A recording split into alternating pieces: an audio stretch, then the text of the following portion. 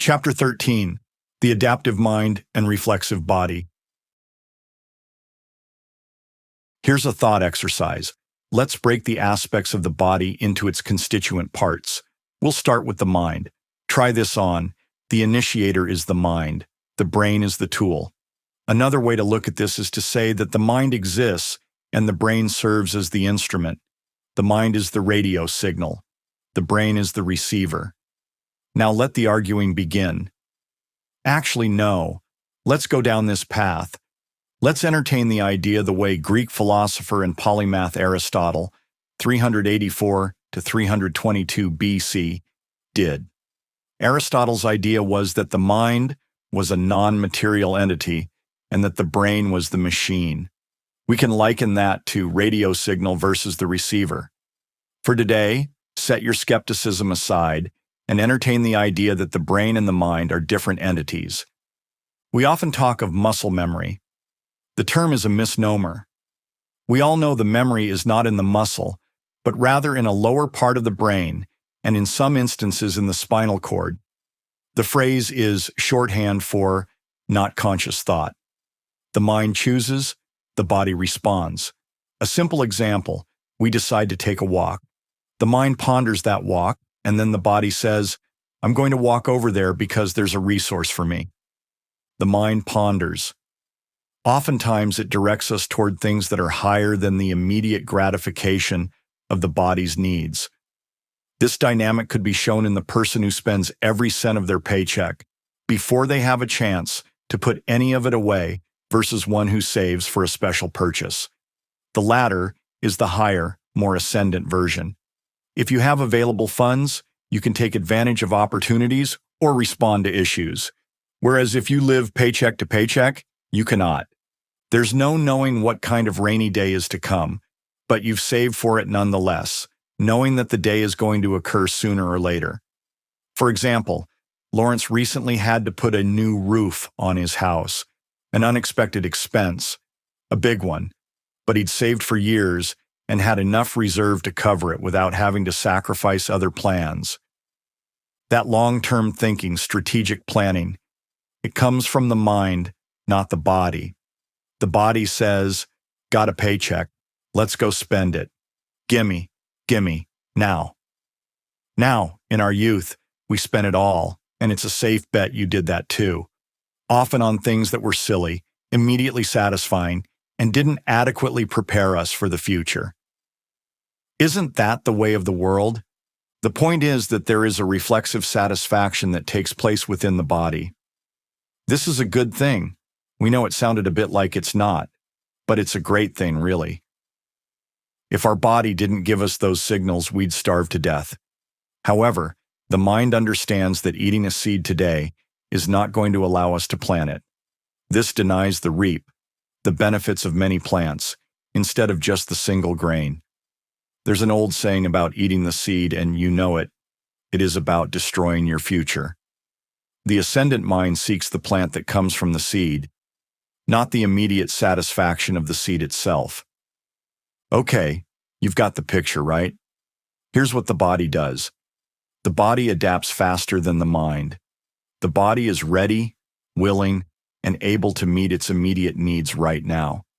The idea that the body adapts faster than the mind is, of course, situational.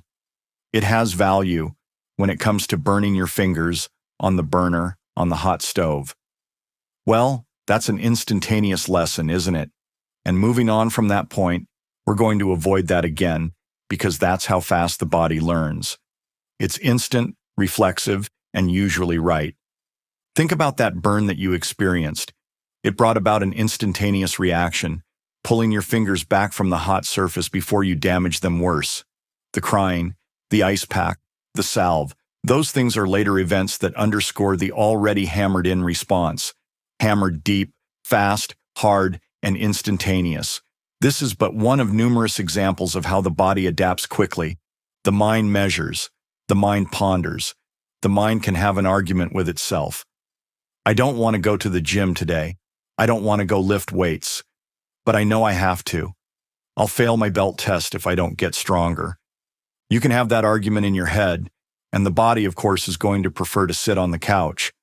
It'll choose the lazy route every time unless there's some sort of immediate danger. But the mind says, no, there's an ascendant goal here. We're going to do that. We're going to make a difference. We're going to change the way that we move in the world. We're going to get in better shape. We're going to get better cardio and build more muscle mass. That's what's going on today. With the body adapting faster than the mind, the body is built on these simple commands. These simple commands can spread out into complexity, but at the root, they're not that complicated. Have you ever felt something cold with your fingertips, and you recoiled because you thought it was hot? It wasn't true, was it? It was cold, not hot. The body has that simple protocol. Retract. Retract from pain. Get away from the danger. Is it cold? Is it hot? I don't know, don't care, but we're reacting to it. We'll figure it out later. That's your body, and the brain is part of the body. It carries all that information. And you and I, we both know that there's no such thing as muscle memory. That's a term that we use to describe a trained response. You know, I did it. It was my muscle memory. At best, the signal didn't go all the way to the brain. It only went to the spine, and then it kicked back out, and you got what you did. Look, muscles don't have memory. We know that. But we can build them, can't we? Or we can atrophy them by doing the opposite of what we would do to make them grow. So, the body will respond to the commands of the mind, the ascendant mind. When you're training, know that it's your mind that serves as the driver. The body will adapt, and it will adapt faster than the mind. Let us tease that out for you. When you start training, your body will respond faster than your mind. The mind has to keep saying to the body, we're going to do this, we're going to do that, and then we're going to do this other thing. And the body responds, okay, here's how I adapt to that. Here's what I'm going to do. Any of you that have been involved in any athletic endeavor where you measure your progress can see that it happens quickly. More weight, more distance, shorter time, whatever. You're able to see the results because the body will adapt. The mind says, I see the value here, but it doesn't always want to do it. That means that we're looking at an interesting combination of the mind being the driver and the body, the vehicle. The mind gets you off the couch, puts down the bowl of chocolate-covered sugar bombs, and turns off the video. The body doesn't want to do it, but the body will respond to whatever the mind tells it to do. That's the secret here, is that the body is adaptable. Eventually, we get to that point where people say, oh, you know, I get a great rush. I feel good about myself.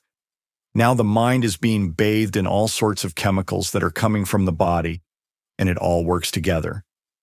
But it has to start somewhere, and both of them have their strengths. The mind, I will drive this. The body, I will respond. The endorphin cocktail is the extra bonus, the cherry on top, so to speak. The body is more adaptive, and we're going to argue more responsive than the mind. Have you had an argument where the other person sticks to their point, even when countermanding proof exists? They may stick to their argument to the point that they'll do damage to themselves physically or financially. All you need to do is look at anybody involved in the dance of anorexia nervosa. You can see that their distortion is killing them. It is not that different. And it is real. The body is adaptive. The mind is creative. See that next martial arts session and understand the results of the harvest. Your mind is saying, plant the seed, let it grow. Your body is saying, I'm hungry, let's eat. But you don't. Is one of these superior to the other? We would have to say that in our experience, it's situational, and we know you'll agree. After all, if we're touching that hot burner, we need to get our hand off the damaging heat instantly. We don't need to negotiate what kind of metal the burner's made of, or what temperature it's set to, or how long it's been left on. No, we just need to get the hell away from it. That's instantaneous, and it serves its purpose. But then there's the other purpose of allowing the mind to say, this seed goes in the ground and I'll be able to eat a big plant in the fall, instead of this singular little seed now. Both of these have extraordinary qualities. Embrace the speed of the adaptive body, the vision of the driving mind.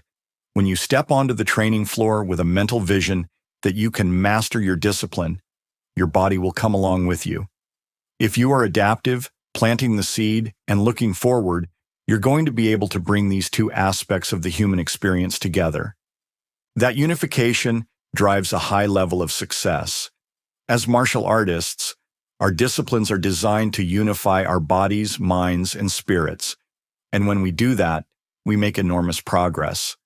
The adaptive mind and the reflexive body, they have to lean on and cooperate with one another to turn us into successful human beings. Takeaways. Consider the mind and body as separate entities. Leverage both the body's adaptability and the mind's ascendant nature. Work on unifying the mind and body both for success in martial arts and for your overall well-being.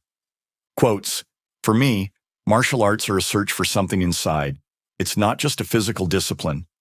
Brandon Lee. I see martial arts as moving forms of meditation. When you're sparring or drilling techniques, you can't think of anything else. Joe Rogan. If we overcome those enemies that attack us from within, we can attain a true victory over any attack from without. Morihei Ueshiba.